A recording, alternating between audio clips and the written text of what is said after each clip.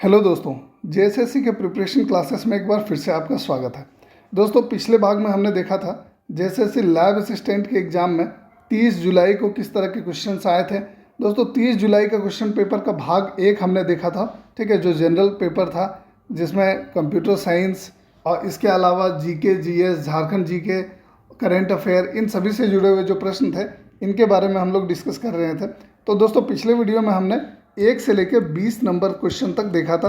आज जो है हम लोग आगे देखेंगे क्वेश्चन नंबर 21 से जो है क्वेश्चन नंबर 50 तक हम लोग देखेंगे। टोटल 50 क्वेश्चन जो है ये दोस्तों झारखंड लैब असिस्टेंट के एग्जाम में पूछे गए थे, जनरल क्वेश्चंस, ठीक है।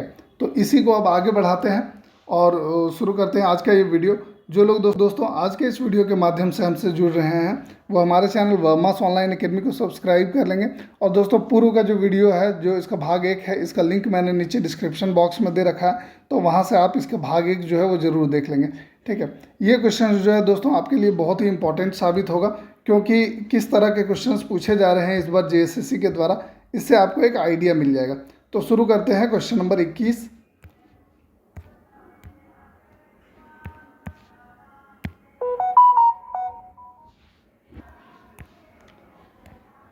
दोस्तों, जो क्वेश्चन नंबर 21 है ये कहता है which is the smallest river in Jharkhand.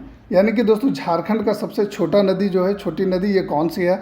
Options में दिए हुए हैं बड़ाकर, औरंगा, दामोदर या मयूराक्षी नदी। दोस्तों, जो सही उत्तर है ये है औरंगा नदी। औरंगा नदी जो है दोस्तों ये लातेहार जिले में बहती है और झारखंड की सबसे छोटी नदी है। जो दिए हुए विकल्प हैं इनमें से झारखंड की जो सबसे बड़ी या सबसे प्रदूषित नदी हम लोग कहेंगे दोस्तों, ये यहाँ पर दिया हुआ है दामोदर नदी। तो यहाँ पर इसका उत्तर जो हो जाएगा ये होगा ऑप्शन बी, औरंगा नदी। एक और जो क्वेश्चन पूछा गया है दोस्तों, ये पूछा गया है झारखंड के समसामयिक घटनाओं पर आधारित कि who is the first CM of Jharkhand to visit Budha Pahar. ठीक है, बूढ़ा पहाड़ का दौरा करने वाले झारखंड के पहले मुख्यमंत्री जो है ये कौन है। अभी हाल ही की घटना है दोस्तों, ये मुख्यमंत्री हेमंत सोरेन जो है ये झारखंड का बूढ़ा पहाड़ का भ्रमण किए थे इन्होंने। और दोस्तों ये ऐसा करने वाले प्रथम मुख्यमंत्री बने। तो यहाँ पर जो क्वेश्चंस पूछा जा रहा है कि बूढ़ा पहाड़ का दौरा करने वाले झारखंड के पहले मुख्यमंत्री कौन है, तो दोस्तों इसका सही उत्तर हो जाएगा ऑप्शन सी, हेमंत सोरेन। एक और जो क्वेश्चन आया है दोस्तों ये है कि what is the objective of झार नियोजन पोर्टल। जो झार नियोजन पोर्टल है इसका उद्देश्य क्या है, इसका ऑब्जेक्टिव क्या है। ऑप्शंस दिए हुए हैं राज्य में बेरोजगारी के स्तर को कम करना, गुणवत्तापूर्ण स्वास्थ्य सेवाएं प्रदान करना, जैव विविधता समृद्ध पारिस्थितिकी प्रणालियों का सतत संरक्षण और प्रबंधन करना, या लोगों को स्वच्छ वायु जो है ये उपलब्ध कराना। दोस्तों, जो सही उत्तर है ये है ऑप्शन ए, राज्य में बेरोजगारी के स्तर को कम करना। नियोजन का अर्थ होता है रोजगार। तो दोस्तों यहाँ पर जो है झार नियोजन पोर्टल जो है ये रोजगार से जुड़ा हुआ है, ठीक है। बेरोजगारी के स्तर को कम करने के उद्देश्य से इसका निर्माण किया गया है। एक और जो क्वेश्चन पूछा गया है दोस्तों, क्वेश्चन नंबर 24 कहता है when does Jharkhand celebrate it's statehood day. ठीक है, झारखंड अपना राज्यत्व दिवस जो है ये कब बनाता है। कहने का मतलब है कि झारखंड राज्य की जो स्थापना दिवस है ये कब मनाई जाती है। दोस्तों ऑप्शंस दिए हुए हैं 27 सितंबर, 15 नवंबर, 22 जनवरी या 18 मई। दोस्तों जो सही उत्तर है इसका ये है 15 नवंबर, क्योंकि 15 नवंबर 2000 को जो है झारखंड राज्य अस्तित्व में आया था, ठीक है। तो इसीलिए इसका जो सही उत्तर हो जाएगा ये होगा 15 नवंबर।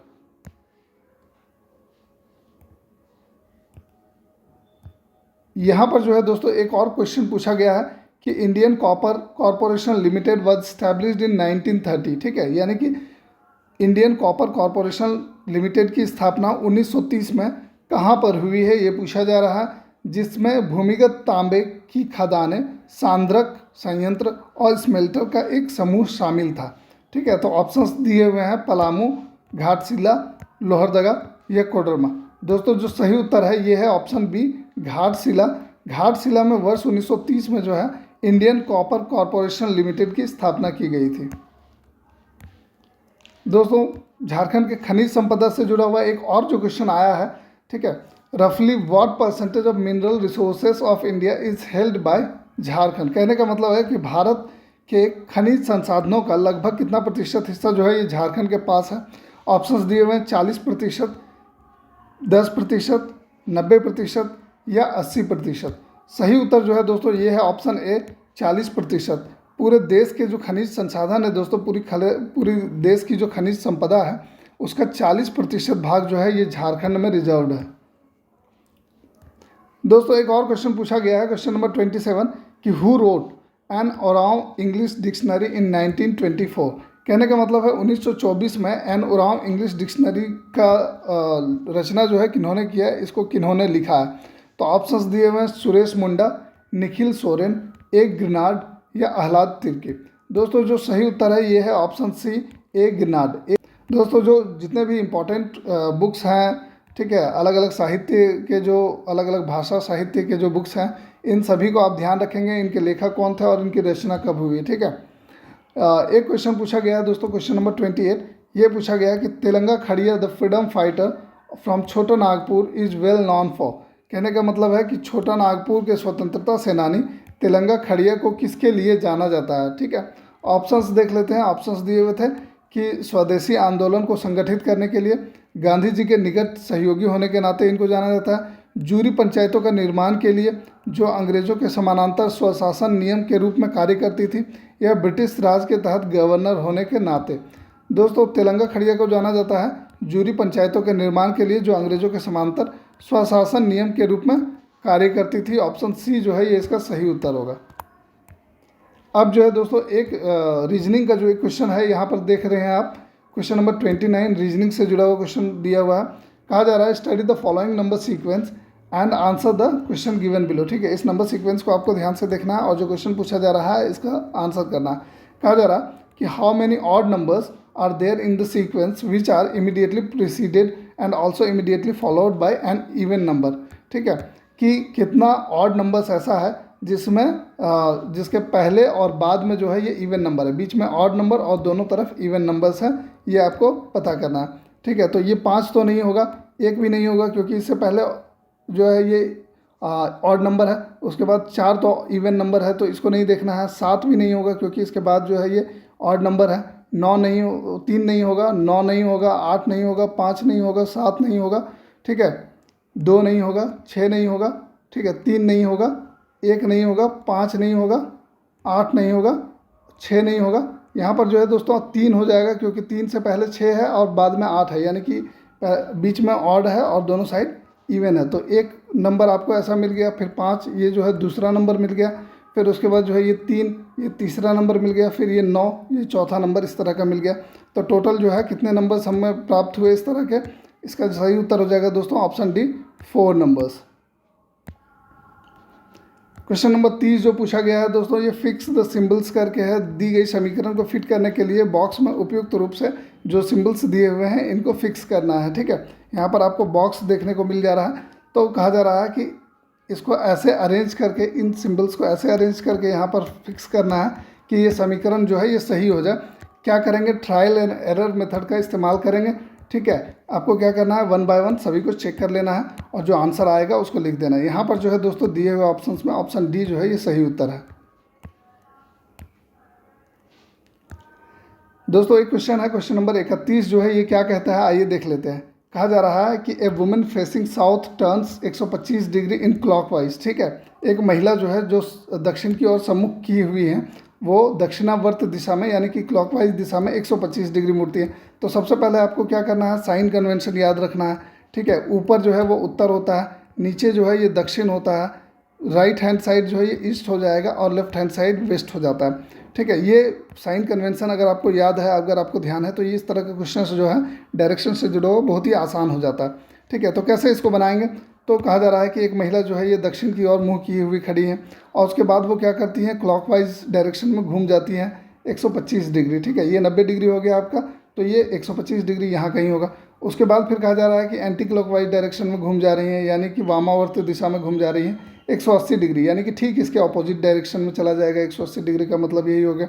अब पूछा जा रहा है which direction C is facing now, अब वो किस दिशा की ओर सम्मुख है, यानी कि किस दिशा की ओर जो है उसका फेस है।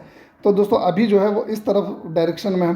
दोस्तों ये डायरेक्शन जो है ये साउथ है, यहाँ पर आप देख सकते हैं, और ये डायरेक्शन जो है ये ईस्ट है। तो ये जो डायरेक्शन हुआ दोस्तों, ये डायरेक्शन कहलाता है आपका साउथ ईस्ट। कहने का मतलब है कि ये डायरेक्शन कहलाता है दक्षिण पूर्व। तो सही उत्तर हो जाएगा साउथ ईस्ट यानी कि दक्षिण पूर्व। दोस्तों एक और जो क्वेश्चन है यहाँ पर आप देख सकते हैं कि ये क्वेश्चन पूछा गया है कि in the given question 3 statements are given followed by 3 conclusions. ठीक है, 3 स्टेटमेंट्स यहाँ पर दिए हुए हैं और इसका 3 कंक्लूजन दिया हुआ है। Choose the conclusion which best fit logically. ठीक है, उस कंक्लूजन को आपको चुनना है जो बेस्ट फिट करता है लॉजिकली, जो है ये बेस्ट फिट करता है। ठीक है, रियल लाइफ से इसका संबंध नहीं है, लॉजिकली आपको सिर्फ देखना। कहा जा रहा है कि ऑल साड़ीज आर शर्ट्स। दोस्तों इस तरह का जो क्वेश्चन होता है, ये क्वेश्चन है स्टेटमेंट और कंक्लूजन का, और ये वेन डायग्राम से जुड़ा हुआ है, वेन डायग्राम से जुड़ा हुआ क्वेश्चन है। ठीक है, तो आइए देखते हैं वेन डायग्राम से जुड़ा हुआ क्वेश्चन को हम लोग कैसे सॉल्व करेंगे। कहा जा रहा है कि ऑल साड़ीज आर शर्ट्स, जितने भी साड़ीज हैं ये सभी क्या हैं, शर्ट्स हैं। तो ये शर्ट्स का समूह हो गया और ये साड़ीज हो गया, यानी कि साड़ीज जो है ये शर्ट्स में इंक्लूडेड है। ठीक है, आगे कहा जा रहा है कि सम शर्ट्स आर ट्राउजर्स। ठीक है, अब यहाँ पर जो है आपको 2 तरह का ऑप्शंस हो जाएगा। कुछ शर्ट्स जो है ये ट्राउजर्स हैं, तो आपको नहीं पता है कि ये साड़ीज ट्राउजर्स हैं कि नहीं, तो ये जो है ये ट्राउजर्स ऐसे भी हो सकते हैं, या फिर दूसरा जो तरीका है कि ये ट्राउजर्स जो है ये ऐसे भी हो सकते हैं। ठीक है, ट्राउजर्स यानी कि ऐसा भी हो सकता है कि ये साड़ीज जो है ये ट्राउजर्स हो, या ऐसा भी हो सकता है कि साड़ीज जो है ये ट्राउजर्स नहीं हो। ठीक है, तो ये 2 तरह का ऑप्शन हमें मिल रहा है। उसके बाद कहा जा रहा है no trouser is a tie. ठीक है, कोई भी ट्राउज़र जो है एक टाई नहीं है। ठीक है, तो ट्राउजर्स जो है ये टाई नहीं है, तो ये टाई जो है यहाँ पर है। ठीक है, तो ये दोनों अलग अलग चीज़ हैं, तो कोई भी ट्राउज़र जो है ये टाई नहीं है। या तो ऐसा हो सकता है, या फिर ऐसा हो सकता है कि ट्राउजर्स जो है ये टाई तो नहीं है, बट ट्राउजर्स जो है ये साड़ीज या शर्ट्स हैं, तो यहाँ पर भी टाई हो सकता है। टाई जो है ये साड़ीज या शर्ट्स हैं, तो ये टाई यहाँ पर भी हो सकता है। अब कंक्लूजन पर ध्यान देंगे। ठीक है, कंक्लूजन में कह रहा है no tie is a shirt, कोई भी टाई जो है ये शर्ट नहीं है। ठीक है, इस केस में तो ये फॉलो करता है, बट इस केस अगर केस ऐसा हो तब ये फॉलो नहीं करता है, तो कंक्लूजन 1 जो है आपका गलत हो गया। दूसरा है कि ऑल ट्राउजर्स आर साड़ीज, जितने भी ट्राउजर्स हैं ये सभी साड़ीज हैं। यहाँ पर जो है जितने भी ट्राउजर्स हैं ये सभी साड़ीज हैं, ये आपको क्लियर पता नहीं चल रहा है। ठीक है, तो ये भी कंक्लूजन गलत हो गया। कहा जा रहा है सम ट्राउजर्स आर शर्ट्स, कुछ ट्राउजर्स जो है ये शर्ट्स हैं। जब यहाँ दिया हुआ है सम शर्ट्स आर ट्राउजर्स, इसका मतलब है सम ट्राउजर्स आर ऑल्सो शर्ट्स। ठीक है, यहाँ पर आप देखिए इस केस में या इस केस में, दोनों ही केसेस में कुछ ट्राउजर्स जो है आपको शर्ट्स दिखेंगे, तो इसका मतलब है कि कंक्लूजन 3 जो है ये फॉलो करता है। तो इसमें जो दिया हुआ ऑप्शन है, इसमें ऑप्शन बी में दिया हुआ है कि ओनली कंक्लूजन 3 फॉलोज। ठीक है, तो इसका सही उत्तर हो जाएगा ऑप्शन बी।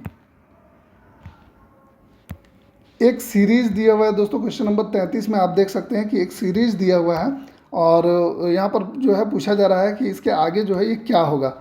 ए दिया हुआ है, उसके बाद MN दिया हुआ है, बी दिया हुआ है, उसके बाद OP दिया हुआ है, उसके बाद क्या होगा, CC होगा। तो बहुत ही आसान क्वेश्चन था ये, ऑप्शन बी जो है इसका सही उत्तर होगा CC। अब यहाँ पर जो है दोस्तों ये ब्लड रिलेशनशिप से जुड़ा हुआ एक क्वेश्चन है।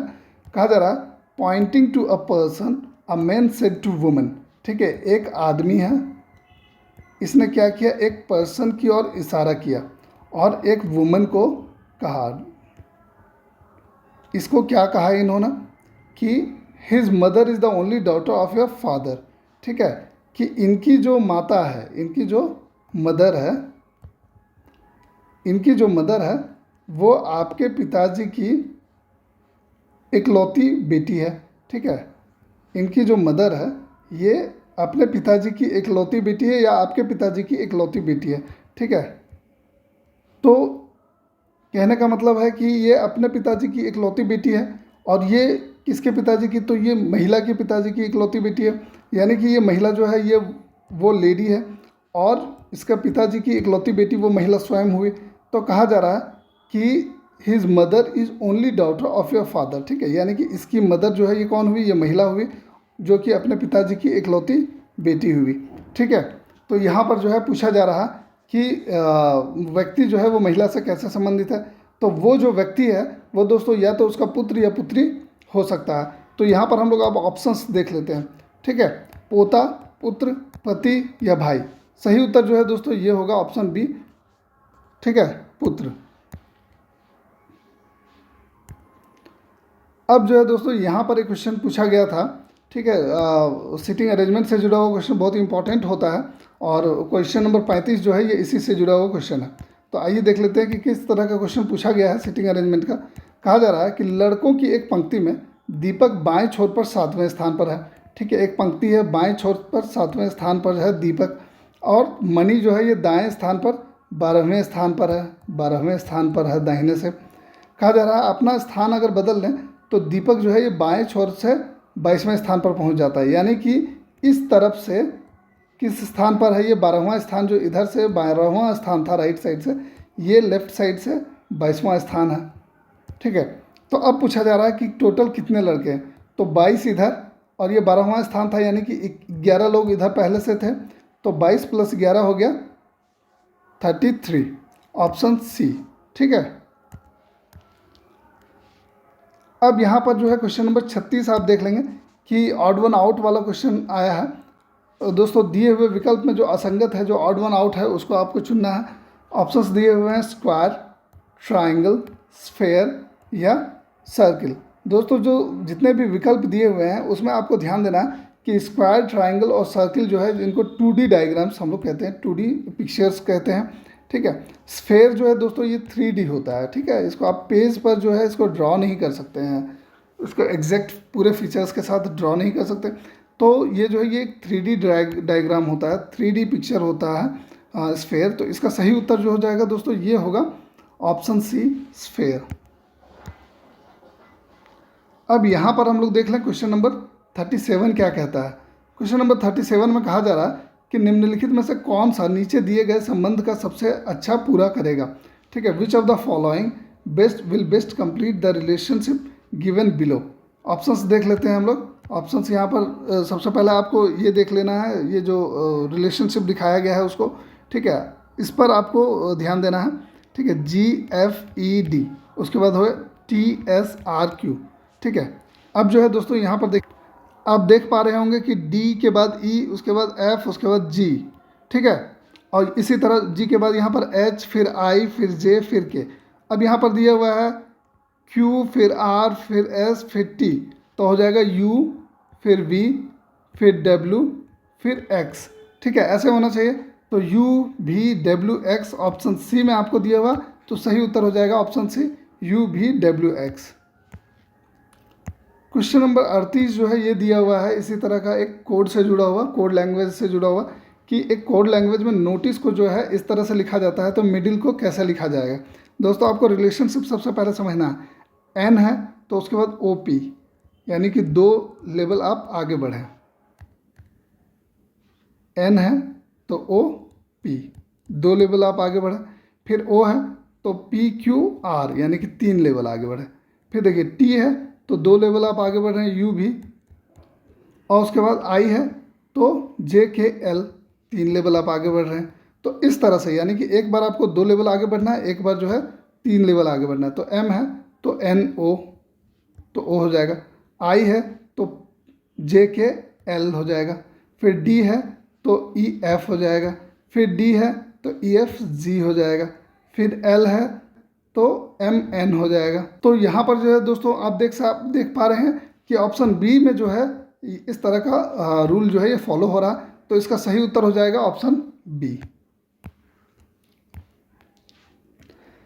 अब जो है दोस्तों जनरल साइंस से जुड़ा हुआ एक क्वेश्चन आया है, बायोलॉजी का क्वेश्चन है ये, बेसिक साइंस से जुड़ा हुआ।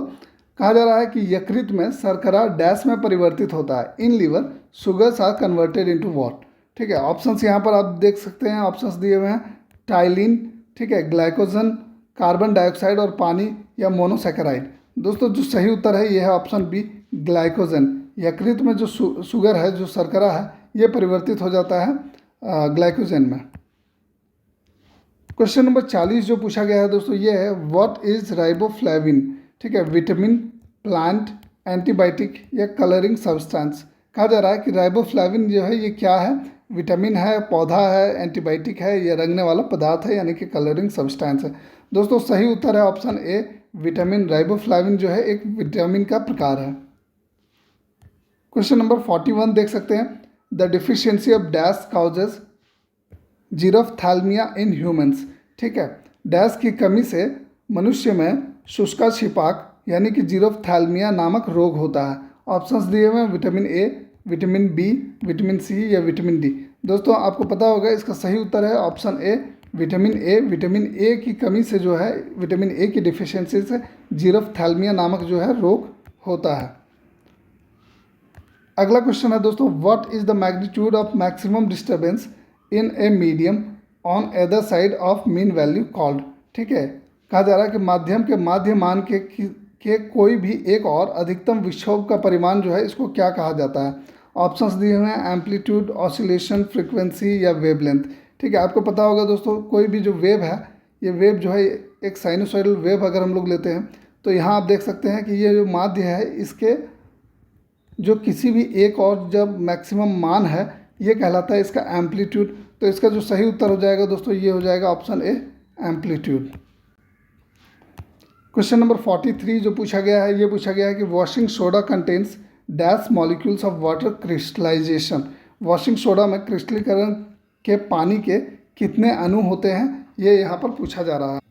सही उत्तर जो है दोस्तों ये है ऑप्शन सी, यानी कि 10 अणु होते हैं। क्वेश्चन नंबर 44 कहता है कि एक परमाणु में इलेक्ट्रॉनों को जोड़ने पर परिणाम जो है ये क्या होगा। ठीक है, adding electron to an atom will result in a या एन। ऑप्शंस दिए हुए हैं, कैटायन, एनायन, मॉलिक्यूल या न्यूट्रॉन। ठीक है दोस्तों, आपको पता होगा कि जो एक एटम है, जनरली एक एटम जो है ये न्यूट्रल होता है। ठीक है, और जब आप इसमें एक एक्स्ट्रा इलेक्ट्रॉन को जोड़ देते हैं तो चूंकि इलेक्ट्रॉन का जो प्रवृत्ति होता है ये नेगेटिवली चार्ज होता है, तो इसीलिए जो ये जो एटम होगा ये ऋणायन में परिवर्तित हो जाएगा। ठीक है, नेगेटिवली चार्ज आयन बन जाएगा। तो इसका सही उत्तर हो जाएगा ऑप्शन बी, ऋणायन। एक और जो क्वेश्चन पूछा जा रहा है दोस्तों ये है क्वेश्चन नंबर 45। कहा जा रहा है कि एन ऑब्जेक्ट ऑफ मास जो है दिया हुआ है 1 kg का, मूविंग विद वेलोसिटी 10 मीटर पर सेकेंड। ठीक है, वेलोसिटी दिया हुआ है, काइनेटिक एनर्जी कितना होगा वो पूछा जा रहा है। दोस्तों आपको पता होगा कि kinetic energy is equal to होता है हाफ mv²। दोस्तों इस फार्मूला को अगर हम लोग इस्तेमाल करें तो हाफ m जो है ये मास है जो कि kg में होना चाहिए, तो 1 ही है।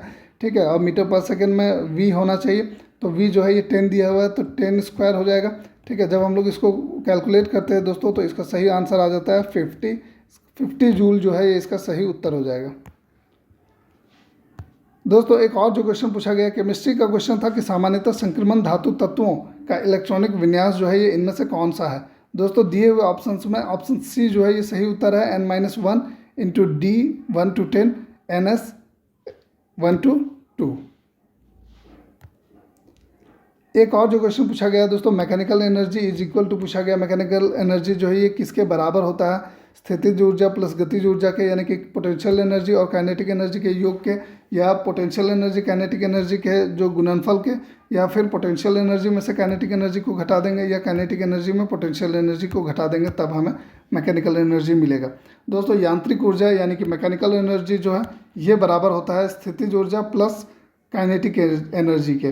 ठीक है, potential energy plus kinetic energy के। तो सही उत्तर हो जाएगा option A, potential energy plus kinetic energy. Question number 48 देख लेते हैं। कहा जा रहा है कि which of the following chemical compounds turn colourless in acidic solution. इनमें से कौन सा केमिकल कंपाउंड जो है रासायनिक यौगिक जो है ये अम्लीय विलयनों में रंगहीन हो जाता है, और क्षारीय विलयन जो है बेसिक सॉल्यूशन में पिंक कलर का हो जाता है, गुलाबी हो जाता है। ऑप्शंस यहाँ पर दिए हुए हैं, मिथाइल ऑरेंज, फेनोफ्थैलीन, ब्रोमोथिमोल ब्लू या मिथाइल रेड। दोस्तों सही उत्तर जो है ये है ऑप्शन बी, फेनोफ्थैलीन। ये जो है दोस्तों ये एसिडिक सॉल्यूशन में कलरलेस हो जाता है, जबकि बेसिक सॉल्यूशन जो होता है बेस सॉल्यूशन इसमें ये पिंक कलर का कन्वर्ट हो जाता है। दोस्तों क्वेश्चन नंबर 49 जो पूछा गया है, ये पूछा गया है a function which calls itself is called a. एक ऐसा फंक्शन जो खुद को कॉल करता है, ठीक है, ये क्या कहा जाता है। कंप्यूटर साइंस से जुड़ा हुआ क्वेश्चन है, आइए देखते हैं। ऑप्शंस दिया हुआ है, स्टैटिक फंक्शन, रिकर्सिव फंक्शन जिसे पुनरावृत्त फंक्शन भी कहते हैं, डायनेमिक फंक्शन यानी कि गतिशील फंक्शन, या स्ट्रिंग फंक्शन। ठीक है दोस्तों, इसका जो सही उत्तर है ये है option B, recursive function. Recursive function का मतलब क्या होता है दोस्तों, ये फंक्शन जो है ये बार बार खुद को कॉल करता रहता है। ठीक है, तो इसका सही उत्तर हो जाएगा ऑप्शन बी, रिकर्सिव फंक्शन। एक और जो क्वेश्चन है ये भी बेसिक कंप्यूटर साइंस से जुड़ा हुआ क्वेश्चन है। दोस्तों क्वेश्चन पूछा गया है कि what is the full form of DCL, यानी कि DCL का जो फुल फॉर्म है ये क्या है। ऑप्शंस दिए हुए हैं, data control language, data console language, definition control language या डाटा क्लैरिटी लैंग्वेज। दोस्तों इसका जो सही उत्तर है ये है option A, data control language. DCL का अर्थ होता है डेटा कंट्रोल लैंग्वेज। तो दोस्तों आप अभी हमने देखा कि जेएसएससी के लैब असिस्टेंट के एग्ज़ाम में जो है किस तरह के जनरल क्वेश्चंस पूछे जा रहे हैं, जो पेपर 1 है वो किस तरह के क्वेश्चन आए थे। ठीक है, सीजीएल के पेपर 3 में जो है दोस्तों सीजीएल का जो पेपर 3 है ये इसी तरह का पेपर होगा और इससे हमें एक आइडिया मिल जाएगा कि जेएसएससी के सीजीएल एग्ज़ाम में जो है किस तरह के क्वेश्चन पूछा जा सकता है। तो दोस्तों आज के वीडियो में बस इतना ही। अगले वीडियो में हम लोग अगले किसी दिन के पेपर के बारे में डिस्कस करेंगे। बने रहेंगे हमारे साथ और सब्सक्राइब कर लेंगे हमारे चैनल वर्मास ऑनलाइन अकेडमी को। धन्यवाद।